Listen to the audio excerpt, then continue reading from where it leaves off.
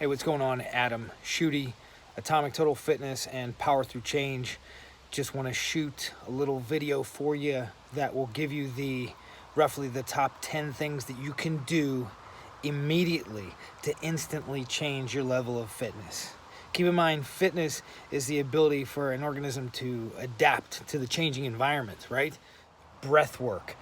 You need to have a breathing practice. You need to start looking at how you're breathing, how efficiently you're using oxygen, how it's coming into your body. I recommend nose breathing. The best book that you could pick up is called The Oxygen Advantage by Patrick McKeown, I believe.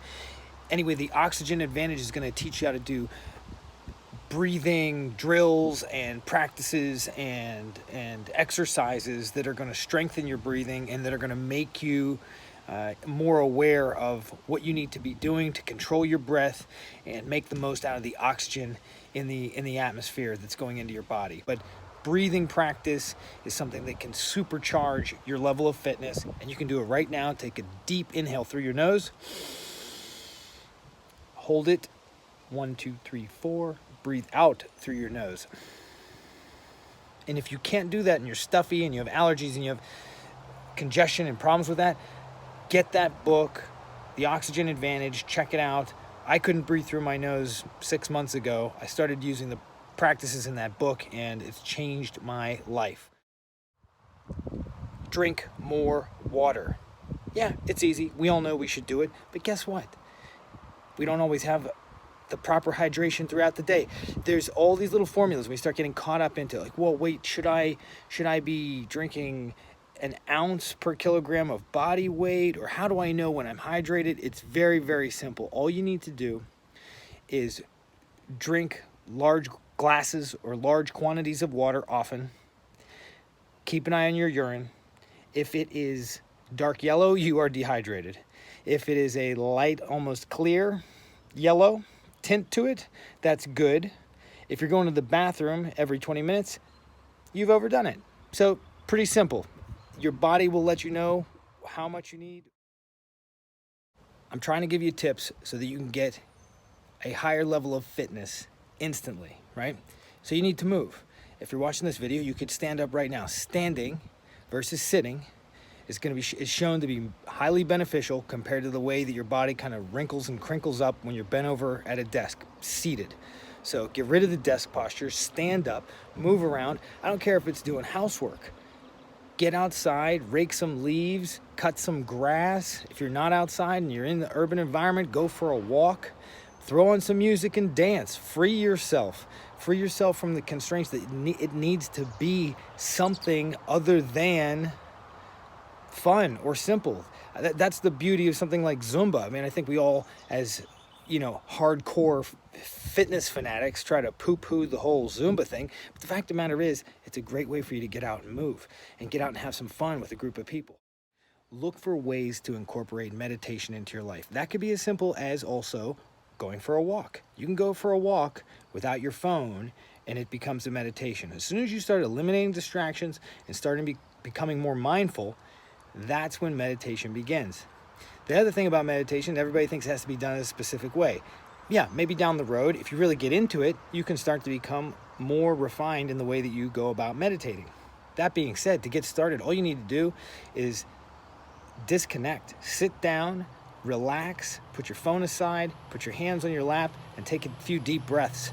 So again, this now starts to incorporate other things like the breathing practice. So if you're doing a breathing practice and now you sit down and you start to practice in place, wow, all of a sudden now you're meditating. Now you're combining multiple things. Hey, and guess what? If you threw a big glass of water down your gullet before you got into your seated meditation, now the effects are multiplying. So that's what it's all about. It's like, it's not about going to the gym or being gung-ho or running a marathon. It's really all about just like putting as many little things into your life as possible that are going to give you an improvement.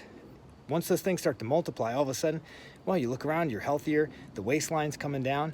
It's just surprising, right? But it doesn't have to be drastic.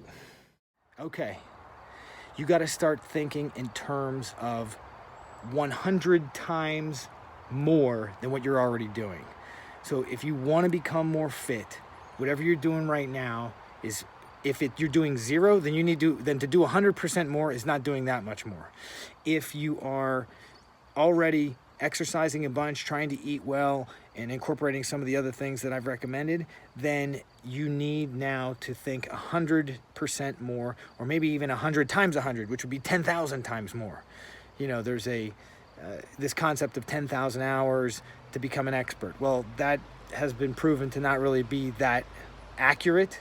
However, the idea, though, of there being lots of practice, lots of time, lots of effort being put in to become knowledgeable or expert at something, that's where you need to really start to come to terms with. For many years, I thought I've been a fitness professional for, close to a decade. I think I got it all figured out. I don't need to study anything more. I don't need to take any more classes.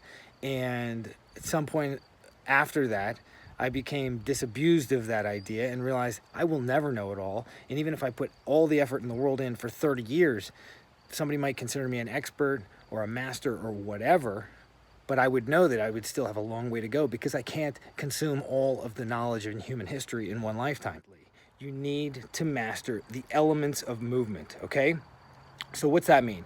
I'm talking about the squat, the hinge, the lunge, pushing, pulling in all the planes of motion, and of course core work.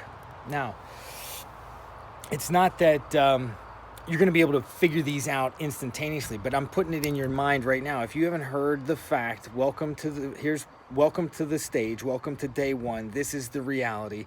The way that you're going to move is going to be primal, elemental human movements. Again, I'll say it again. It's the squat, the hinge, the lunge, the push, the pull, and your core work. So if I said, what are you doing right now to prepare yourself for your next level of fitness? You may say, well, I wasn't really thinking about it, or maybe I am now contemplating it, okay? So I'm thinking about getting into a higher level of fitness. So that's the second stage. So you went from no, not interested, not doing anything, to, okay, I'm thinking about it. All right, I'm willing to consider it, maybe. So you go from pre-contemplation to contemplation, then into preparation, all right? So of anything that I've suggested to you, say, learning how to move better, or to, say, meditating or breathing practice, all of those things you're going to need to then prepare to do those. I can't just say, oh, learn how to breathe better, now go, do that tomorrow. No, you're going to have to prepare to do that by studying it, watching some videos, buying a book, taking a course, whatever. And as a result, so then you're in the preparation phase. Once you go through the preparation phase, then you're ready for action. Now you're doing it, okay? So now you are building the reps and the time log necessary to be able to then have that new level of fitness, which would be, a completion level of those actions, and a realization of the skills that you've been practicing. And then after you've done that for some time, some weeks and months, now you are in the maintenance phase, and you just have to keep doing it. Just like putting more weight on the barbell, I'm going to need to set short-term and long-term goals. If today I'm lifting 300 pounds and my goal is to lift 415 pounds, then I can't set the date too close to make it impossible. In other words, if today I lifted 300, I can't say tomorrow I'm going to lift 400. I need to space out incrementally in such a way that I can say, well, in a month from now, I'm gonna be lifting 20 pounds more. So by the end of next month, I'll be lifting 320 consistently. Then the following month, 340, and then I can see that in 5 months from now, I'll be breaking that 400 pound mark. And that goes for weight loss, that goes for anything you're trying to achieve. If it's a financial thing, I would even put it as far as relationships. Like, if you want to meet the right person, you got to go on a lot of dates. That's all I'm saying. At least that's the way I would go about it, right? Set a realistic goal. Put yourself out there. Do what you need to do. All right, if you want to get more fit instantly, you need to become aware of your feet and your back, and then the maintenance of your feet and your back. The Chinese say you're as old as your back. The Russians say you're as old as your feet. So back maintenance, that has to do with posture, core work, alignment, not sitting all day, engaging in some sort of movement, but becoming aware of the needs of your spine. The other thing would be then the needs of your feet. So if you have sore feet when you wake up in the morning, maybe some plantar fasciitis, or you have some other issues that you're dealing with regards to your feet, you need to be able to jump. When you stop jumping, you start dying. So think about old people, they don't jump. Think about kids, they bounce around off the walls. So somewhere in that continuum is where you are, and you're either still jumping or you're not. So I'm talking about skipping, jump roping, jogging lightly, plyometrics, bouncing around. These stuff activate your body in a way that's not the same as steady state cardio on an elliptical. You want to get more fit instantly? Go jump in a cold shower right now. There's some documentation that says that this is the greatest thing ever. There's also people that tell you that it's junk science and there isn't enough of a sample size and it hasn't been studied appropriately. The fact of the matter is, it will wake you up and it will put you into a state of confrontation with reality. And I'm saying, get your butt in there and do it. If you're stalled, stagnant, having issues with anything that you're trying to accomplish, try the cold shower game. You're gonna feel accomplished when you do this, because I'll tell you what, standing outside of a shower when it's about to get cold, I like to jump in, just go right into cold and just get the suffering over with. I don't do this like turn it down slowly. Okay, bonus, here you go. You are an artist, all right? And you need to understand that the reason why things may not be going the way that you want them to is because you have a very narrowed outlook on your own existence.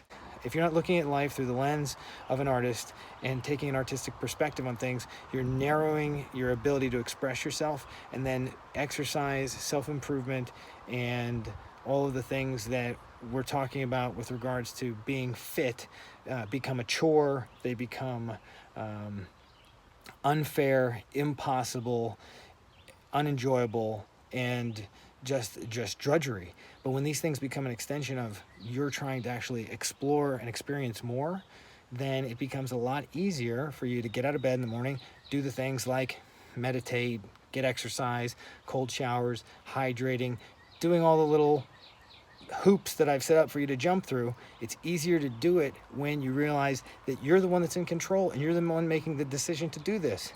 You have the power to do whatever you want to do.